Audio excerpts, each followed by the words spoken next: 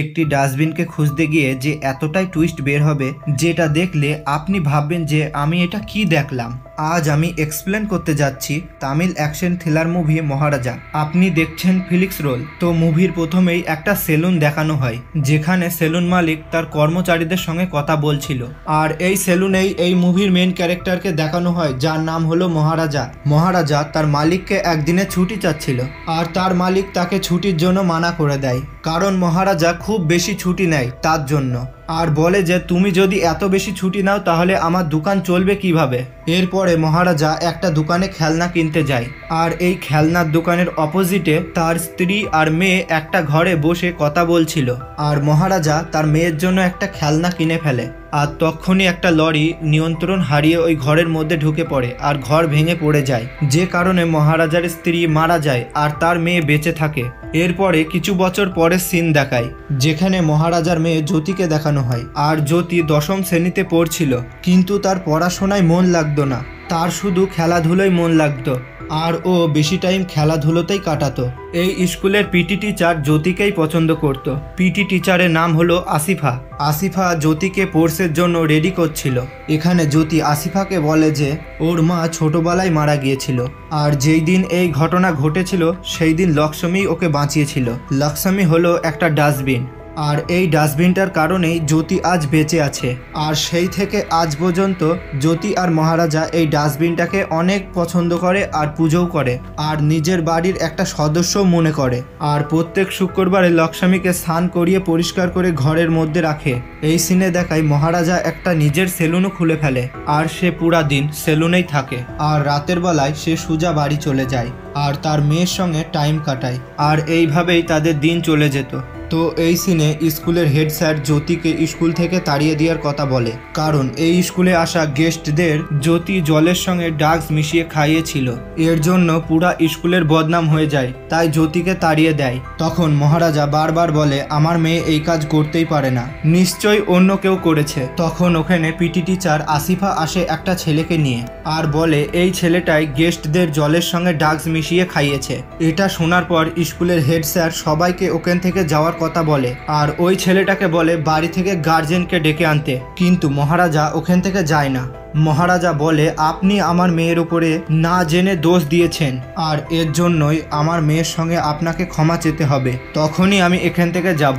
এটা শুনে স্কুলের হেড স্যার রেগে যায় আর স্কুলের দুটো লোককে বলে ওকে এখান থেকে সরাতে, কিন্তু মহারাজ কিছুতেই যায় না। তখন মহারাজকে সবাই মিলে বাইরে নিয়ে যাওয়ার চেষ্টা করে, কিন্তু সে একটা থাম চেপে ধরে থাকে, কিছুতেই ছাড়ে না। থামটা আস্তে আস্তে ভাঙতে লাগে আর এটা দেখে স্কুলের হেডমাস্টার আতঙ্ক হয়ে যায় আর জ্যোতি রিকোয়েস্ট করে বলে আমার সাথে ক্ষমা চেয়ে নেন, না হলে আমার বাবা এখান থেকে যাবে না। তখন হেডমাস্টার জ্যোতির সঙ্গে ক্ষমা চেয়ে নেয়। তারপর মহারাজা তার মেয়ের সঙ্গে চলে যায়। পরের সিনে জ্যোতি স্পোর্টস ক্যাম্পে 1 সপ্তাহের জন্য শহর থেকে বাইরে যাবার কথা বলে। এর আগে কোনোদিন মহারাজা তার মেয়েকে একা কোনো জায়গায় যেতে দেয়নি, কিন্তু এবার মহারাজা তার মেয়েকে একা ছেড়ে দেয়। তখন জ্যোতি তার বান্ধবীদের সঙ্গে স্পোর্টস ক্যাম্পের জন্য বেরিয়ে পড়ে। পরের দিন মহারাজা যখন তার কাজ থেকে বাড়িতে আসে তখন আমরা দেখি মহারাজা নিচে শুয়েছিল আর বাড়ির জিনিসপত্র বিচ্ছিন্নভাবে ছিটিয়েছিল।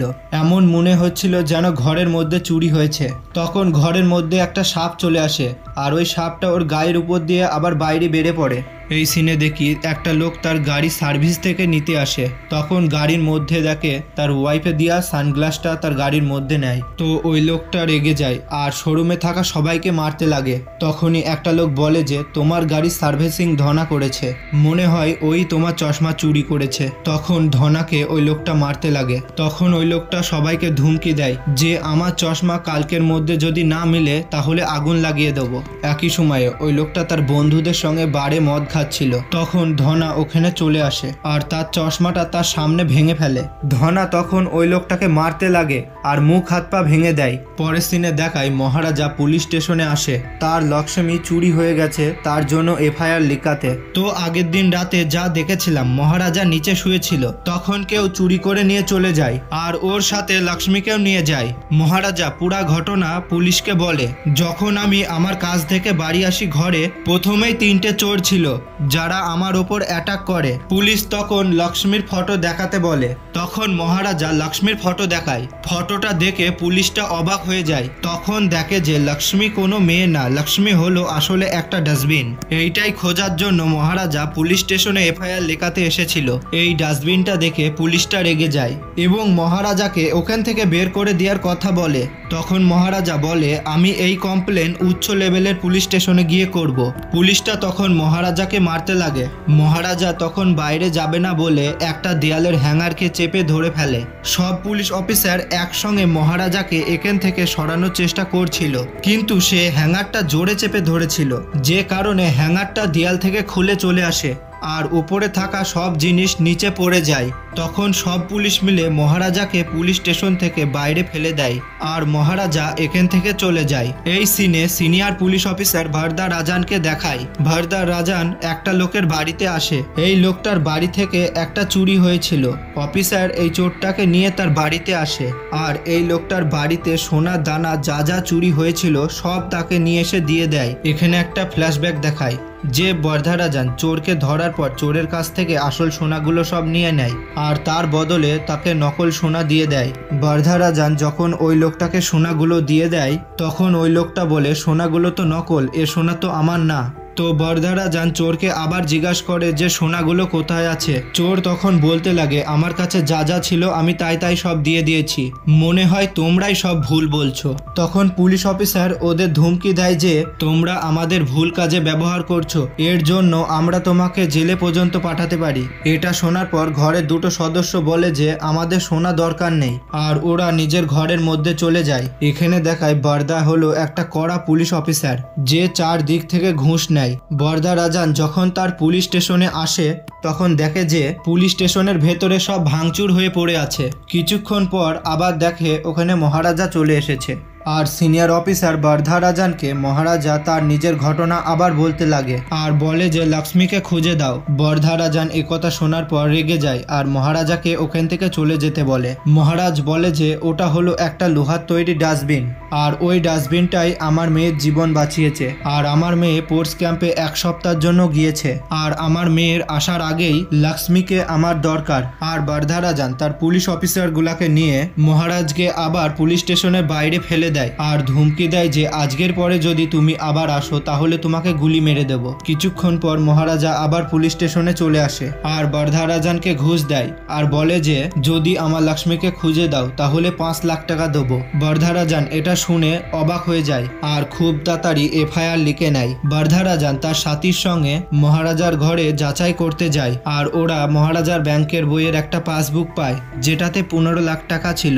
আর পুলিশ অফিসাররা নিজেদের মধ্যে কথা বলতে লাগে, নিশ্চয় মহারাজা আমাদের কাছ থেকে কিছু লুকাচ্ছে আর মনে হয় ডাস্টবিনের মধ্যে এমন কিছু আছে যেটা খুব দামি। মহারাজার ব্যাপারে আমরা কিছু জানি না, যদি আমরা লক্ষ্মীকে খুঁজে ফেলি নিশ্চয়ই আমরা বড় কোনো পুরস্কার পাবো। বর্ধা রাজান আবারও মহারাজার কাছ থেকে জিজ্ঞাসা করে যে ডাস্টবিনের মধ্যে কি ছিল। মহারাজা বলে ওর মধ্যে কিছু ছিল না, তোমাকে 5 লাখের বদলে 7 লাখ টাকা দেবো আর বলে আমার মেয়ে আসার আগেই আমাকে লক্ষ্মীকে খুঁজে দাও। এটা শুনে বর্ধা রাজান অবাক হয়ে যায়। এই সিনে সেলভানকে দেখায় যে তার পরিবারের সঙ্গে হাসি খুশিতেই থাকতো আর ওর একটা ইলেকট্রিকের দোকানও ছিল আর ওর সাথে একটা ওর বন্ধু কাজ করত যার নাম হলো সাভারি। আর দেখি ওই দুজনা মিলে চুরিও করত। একদিন এরা দুজনা মিলে একটা বাড়িতে চুরি করতে যায়, যে বাড়িতে একটা মেয়ে আর ওই মেয়েটার মা থাকে আর দুজনাকেই বন্দি বানিয়ে ফেলে আর জিজ্ঞাসা করে তোমাদের ঘরে কত টাকা আছে। মেয়েটা বলে আমাদের ঘরে বেশি কিছু নেই আর যা ছিল আমি তোমাকে সব দিয়েই দিয়েছি। আর পয়সার লোভে সাভারি ওই মেয়েটার মেয়ের সঙ্গে জোর করতে লাগে আর ওর পরেই ওই দুজনাকেই মেরে দেয়। এইসব ঘটনা ঘটার পর পরের দিন সিলভা তার বাড়িতে যায় আর তার স্ত্রী কোকিলা আর তার মেয়ে আম্মুকে দেখায়। সিলভাম আম্মুর জন্য খেলনা নিয়ে আসে কিন্তু আম্মুর ওই খেলনাটা পছন্দ হয় না। সিলভাম ওই খেলনাটা ডাস্টবিনে ফেলে দেয় আর ওই ডাস্টবিনটাই মহারাজা খুঁজছিল। ডাস্টবিনটা দেখার পর সিলভাম আর সাভারি এরা দুজনাই মহারাজার ঘরে চুরি করতে গিয়েছিল। এখানে বর্ধা রাজান তার সাথীদের বলে যে মহারাজার মতোই দেখতে ডুপ্লিকেট ডাস্টবিন খুঁজতে। মহারাজা পুরা দিন পুলিশ স্টেশন স্টেশনেই বসে থাকে আর অপেক্ষা করতে থাকে যে তার ডাস্টবিন ও কবে পাবে। এখানে সেলভাম খোঁজ পায় যে একটা ঘরে অনেক টাকা আছে যেটা চুরি করতে যাবে।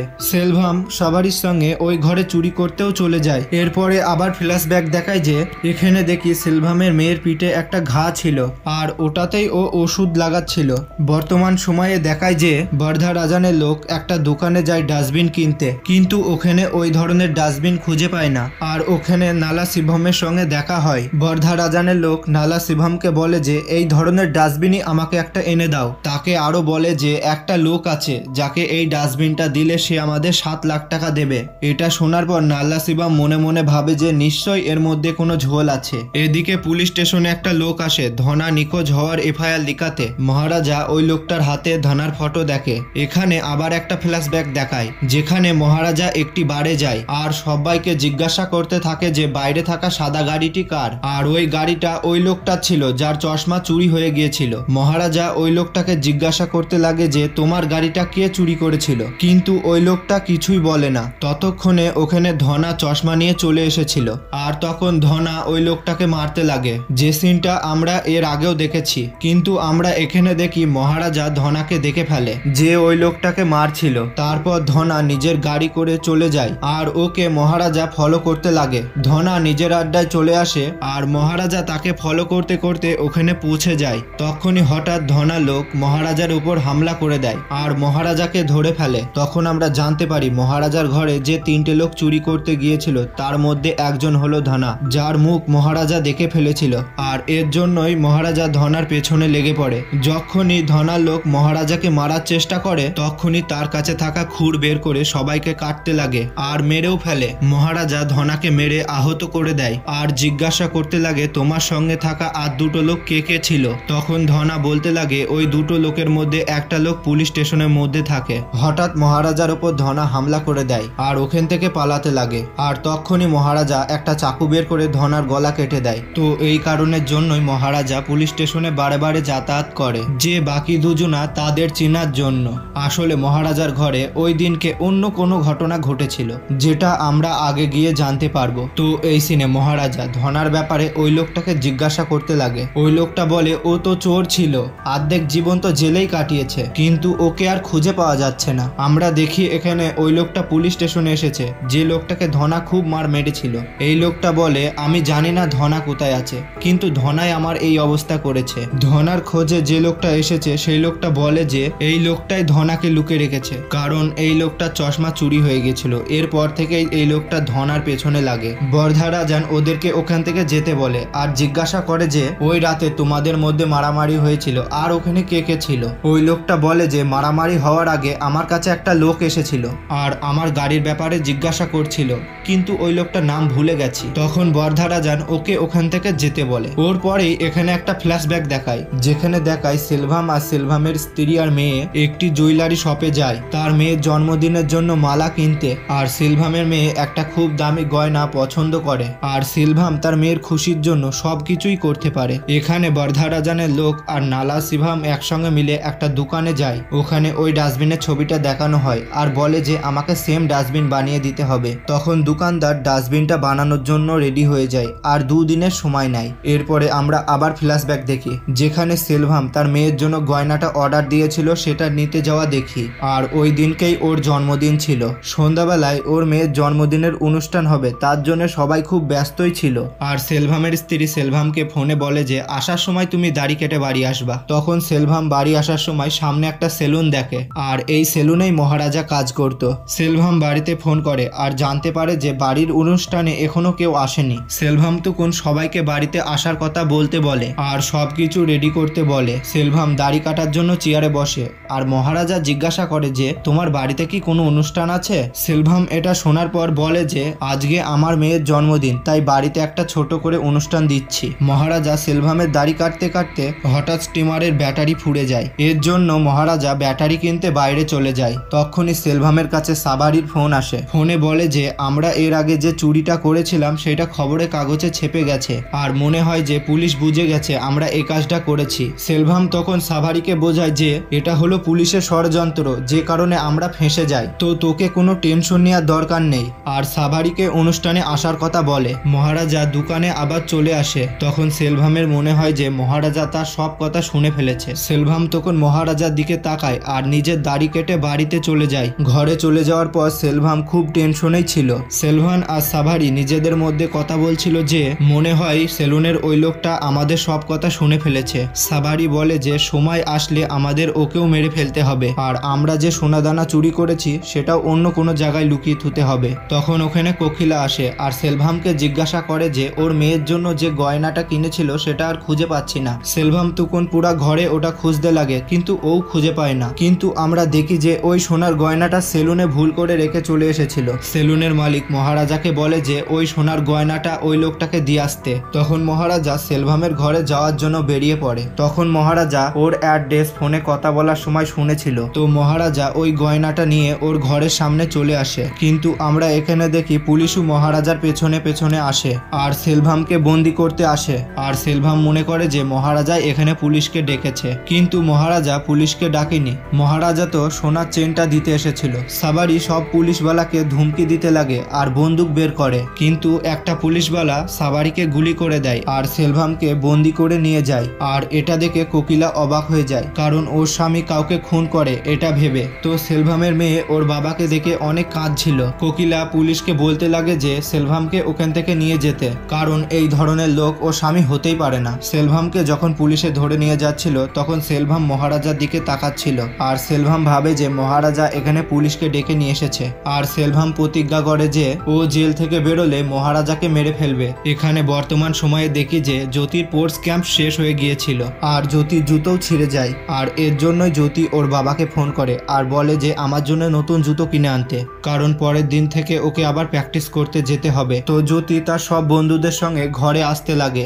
এদিকে আমরা দেখি নকল ডাস্টবিন তৈরি হয়ে গেছে, কিন্তু বর্ধা রাজানের লোক জিজ্ঞাসা করে যে যদি মহারাজা জেনে যায় যে এটা নকল ডাস্টবিন তাহলে কি হবে। বর্ধা রাজান তখন বলে যে যদি ডাস্টবিনের মধ্যে কোনো দামি জিনিস থাকে তাহলে মহারাজা জিজ্ঞাসা করবে যে ডাস্টবিনটা কে চুরি করেছে, আর আমরা যে কোনো চোরের নাম ওকে বলে দেবো। বর্ধা রাজান তখন তার সব চেনা জানা চোরকে ফোন করে বলে যে তোমাকে মানতে হবে তুমি একটা ডাস্টবিন চুরি করেছো, কিন্তু কোনো চোরই মানে না, কারণ ডাস্টবিন চুরি করা মানে একটা মান সম্মান চলে যাবে। বর্ধা রাজান তখন টেনশনে পড়ে যায়, কারণ কোনো চোরই এই কাজটা করার জন্য রাজি হচ্ছে না। তো বর্ধা রাজান এর মধ্যে কিছু টাকার অফার করে। তখন নালা শিবম নিজেই বলে যে এই কাজটা আমি করব, আমি মহারাজার কাছে গিয়ে বলবো যে আমি এই ডাস্টবিনটা চুরি করেছি। আর এর জন্য বর্ধা রাজান নালা শিবমকে 50,000 টাকা দেওয়ার জন্য রাজি হয়ে যায়। বর্ধা রাজান আবার পুলিশ স্টেশনে ফোন করে আর ওর লোককে বলে যে মহারাজাকে আবার জিজ্ঞাসা করো যে ওর সঙ্গে কি কি হয়েছিল। তখন মহারাজা পুলিশটাকে সব কথা আবার বলতে লাগে যে ওই রাতে ওর সঙ্গে কি কি হয়েছিল। আবার আমরা এখানে একটা ফ্ল্যাশব্যাক দেখি যেখানে জ্যোতি স্পোর্টস ক্যাম্প থেকে নিজের ঘরে চলে আসে আর তখনই সেলভাম, নালা শিবম আর ধানা 3 জনাই জ্যোতির উপরে হামলা করে দেয় আর জ্যোতির চোখ বেঁধে জ্যোতিকে সবাই মিলে মারতে লাগে। তখন আমরা জানতে পারি সেলভাম 14 বছর পর জেল থেকে বেরিয়েছে আর মহারাজাকে মারার জন্যই সেলভাম এখানে এসেছিল। নালা শিবম সেলভামকে বলেছিল মহারাজা রোজ 10টার সময় তার বাড়িতে আসে, কিন্তু আজকে এখনো আসেনি। তখন নালা শিবম জ্যোতির সঙ্গে জোর করতে লাগে আর অনেকক্ষণ অপেক্ষা করার পর তখন 3 জনা চলে যায়। এখানে বর্তমান সময়ে দেখি যে নালা শিবম জেনে যায় যে ডাস্টবিনটা মহারাজের আর ওরা 3 জনা মিলে মহারাজকে মারার জন্য প্ল্যান করেছিল। তখন নালা শিবম খুব ভয় পেয়ে যায় আর সেলভামকে ফোন করে সব কথা বলতে লাগে আর বলে যে আমি এখানে ফেসে গেছি। কিন্তু সেলভাম ধনাকে ফোন করার কথা বলে। তখন নালা শিবম বলে যে ধনা 3 দিন ধরে ফোন তুলছে না, আসলে এরা জানতো না যে ধনাকে অনেক আগেই মহারাজা মেরে ফেলেছে। তখন নালা শিবম ওখান থেকে যাওয়ার অনেক চেষ্টা করে। তখন বর্ধা রাজা নালা শিবমকে বলে যে রাতটা এখানেই থাকো, কাল সকালে মহারাজার কাছে নিয়ে যাব। তখন নালা শিবম খুব ভয় পেয়ে যায় আর কি করবে কিছু ভেবেও পায় না। আমরা ফ্ল্যাশব্যাক দেখি মহারাজা তার মেয়ের জন্য জুতো কিনে বাড়িতে নিয়ে আসে আর যখনই সে বাড়িতে আসে তখন তার মেয়েকে আঘাত অবস্থায় দেখে আর সঙ্গে সঙ্গে জ্যোতিকে হসপিটালে নিয়ে যায়, কারণ জ্যোতির অবস্থা খুব খারাপ ছিল। তখন জ্যোতি বলে ঘরের মধ্যে 3টে লোক এসেছিল যারা আমার এই অবস্থা করেছে আর ওকে খোঁজার জন্য বলে, কারণ ওর সঙ্গে একা কথা বলবে কেন ওর সঙ্গে এমনটা করেছিল। আমরা বর্তমান সময়ে দেখি বর্ধা রাজান তার সঙ্গে নালা শিবমকে মহারাজার ঘরে নিয়ে আসে। তখন নালা শিবম মহারাজাকে দেখে ভয় পেয়ে যায় তার আসল চেহারা ভেবে। তখন বর্ধা রাজান ওকে সব ঘটনা বলতে বলে। এখানে মহারাজা সবাইকে একই ঘটনা বলছিল কেন, কারণ এখানে ওই রাতে অন্য কোনো ঘটনা ঘটেছিল। আসলে ওই রাতে ওর বাড়িতে চুরি হয়নি, ওর মেয়ের সঙ্গে জোর জবরদস্তি করা হয়েছিল। যখন এই কথা মহারাজা জানতে পারে তখন মহারাজা খুব রেগে যায় আর সব ভাঙচুর করতে লাগে, যে কারণে মহারাজার আঘাত লাগে। আর এইসব নাটক মহারাজা ডাস্টবিন খোঁজার জন্য করছিল না, আসলে ওর মেয়ের কাতিল খোঁজার জন্য করছিল। নালাসিভাম সব কথা বলতে লাগে যে মহারাজার উপরে কিভাবে হামলা করেছিল। নালাসিভাম তার চুরির ঘটনা বলতে লাগে, কিন্তু মহারাজা জেনে যায় যে নালাসিভাম মিথ্যে কথা বলছে আর নালাসিভামই তার মেয়ের এই অবস্থা করেছিল। বরধারাজান মহারাজাকে জিজ্ঞাসা করে যে নালাসিভামকে কি করা যায়। মহারাজা বরধারাজানকে বলে ওকে ছেড়ে দিতে। বরধারাজান মহারাজাকে বলে এই তোমার মেয়ের সঙ্গে জোর করেছিল। এখানে ফ্ল্যাশব্যাক দেখায় বরধারাজান যখন ডাস্টবিন খুঁজছিল তখনই তার মেয়ের ব্যাপারে জানতে পারে যে তার মেয়ে হসপিটালে আছে আর এই অবস্থা নালাসিভাম করেছে। আর এই কারণেই বরধারাজান নালাসিভামকে এর মধ্যে ফাঁসিয়ে দেয় আর মহারাজার কাছে নিয়ে আসে। মহারাজাকে বলে নালাসিভামকে মেরে ফেলতে। মহারাজা তখন নালাসিভামের মাথায় চাকু মারে আর গলা কেটে ওখানেই মেরে ফেলে। বরধারাজান 3 নম্বর লোকটাকেও জেনে ফেলে আর সেলভাম কোথায় থাকতো সেটাও জানতো, তাই মহারাজাকে তার ঠিকানাটা বলে দেয় আর সেই ঠিকানা ধরে মহারাজা ওখানে চলে আসে। আর মহারাজা সেলভামের সব গুন্ডারকে মারতে লাগে। তখনই সেলভাম ওখানে চলে যায় আর সেলভাম জেনে যায় যে ওকে কেউ খুঁজতে এসেছে, যে ওকে মারতে চায়। মহারাজা সেলভামকে প্রথমবার দেখেই চমকে যায় আর মনে পড়ে যায় যে যার মেয়ের জন্মদিনের জন্য তার সোনা চেনটা ফেরত দিতে যাওয়া। আর সেলভাম মহারাজাকে দেখে খুব বেশি রেগে যায় আর মহারাজাকে লাগাতার মারতে লাগে,